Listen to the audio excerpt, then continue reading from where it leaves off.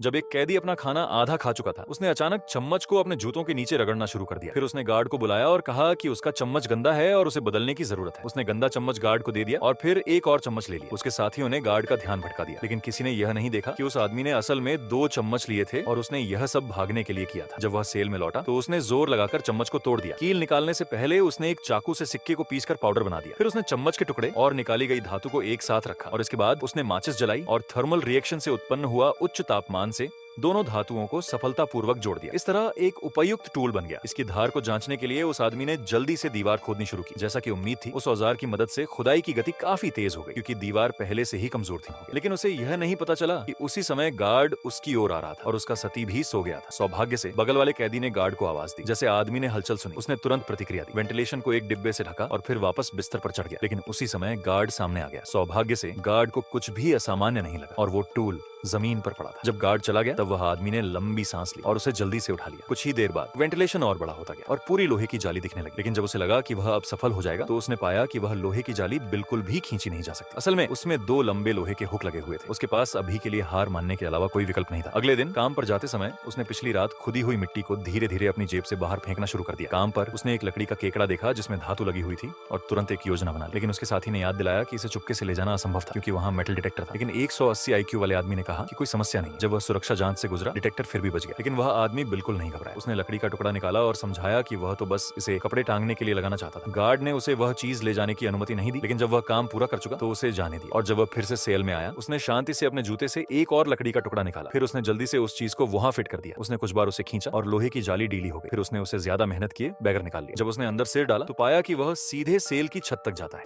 लेकिन समस्या अचानक सामने आ गई। अगर उसे बाहर जाना है तो उसे छेद और बड़ा करना होगा। जाहिर है, दीवार की क्षति भी आसानी से देखी जा सकती है और यहाँ गश्त की आवृत्ति भी बहुत ज्यादा है। गार्ड एक नजर में देख सकता था कि सेल में कोई है या नहीं। हालांकि सलमान को हराना मुश्किल था। उसने फटे हुए अखबारों को पानी में भिगोकर दीवार का पानीदार सीमेंट जैसा घोल बना लिया। जल्द ही उसने एक चौकोर बॉक्स बना लिया। फिर उसने अपने पड़ोसी से पेंट और ब्रश मंगवाया। कुछ देर बाद एक वेंटिलेशन जाली बना दी। फिर उसने पहले से बनाए गए नकली सिर को निकाला, उस पर मांस रंग का पेंट लगाया और नाई की दुकान से चुराए गए बाल भी लगा दी। बस हो गया। जब सब कुछ तैयार हो गया तो वह व्यक्ति चैनल में घुस गया और नकली वेंटिलेशन जाली को उस पर रख दिया। इस तरह वह आसानी से भाग निकलने में सफल रहा।